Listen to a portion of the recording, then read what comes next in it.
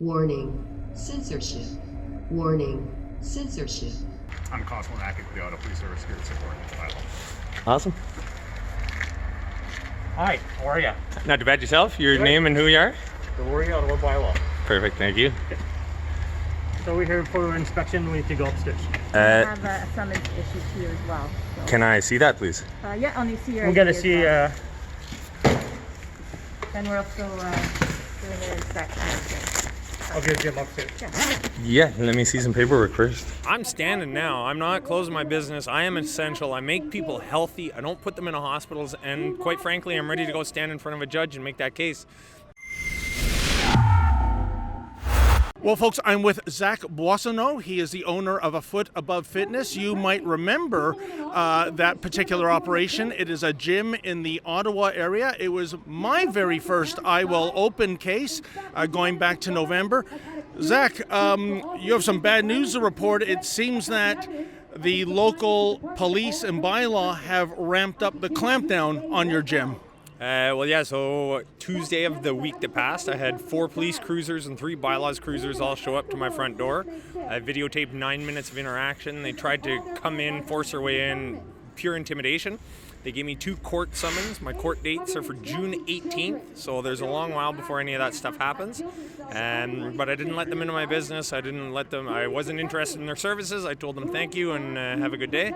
So nothing violent, nothing got too ugly that way. But yes, there was certainly, I'm going to say, an excessive use of force.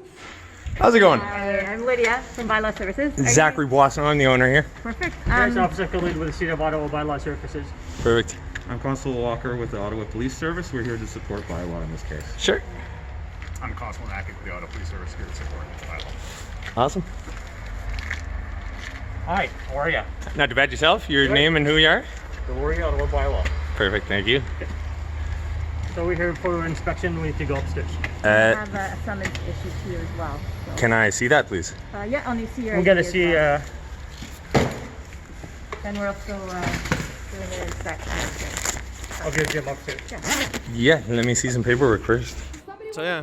Certainly an excessive display of force, and I'm wondering if that's the unspoken agenda, Zach, when it comes to the authorities. We saw with Adam Skelly of Adamson Barbecue here in Toronto that I thought the police crackdown was just over the top, including the mounted unit, and it was almost as if Mayor John Tory and the public health chief, Cruella de Villa, I can never remember her first name for some reason, folks, Eileen, they were sending a message to all of the merchants in the Toronto area that if you dare have the temerity to do what Adam did, guess what?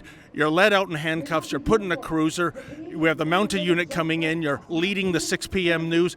Is that what you probably endured in Ottawa, like a show of intimidation as a message to other business owners?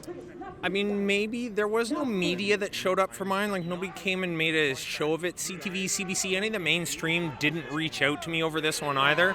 So I don't know if they were trying to get me out in front of people, but I think there was definitely some intimidation factor going on that way. Yes, there hasn't been as much stand-up in Ottawa as there has been in Toronto. So I think there is an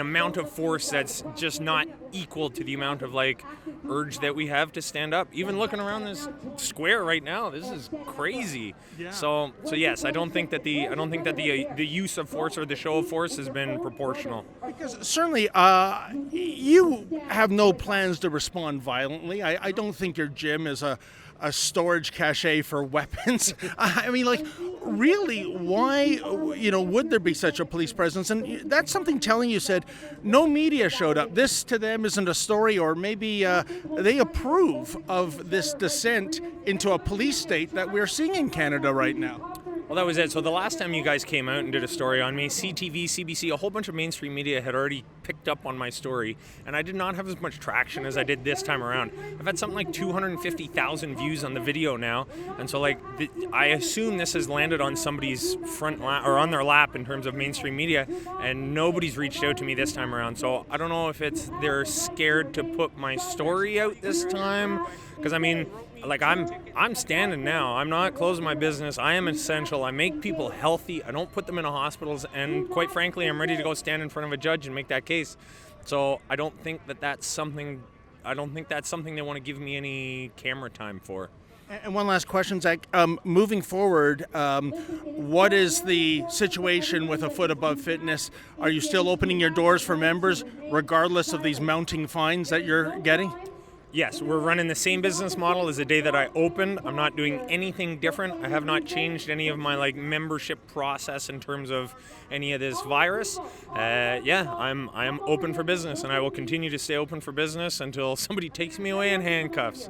Well, be careful what you prophesize about. And, folks, that's the thing, isn't it?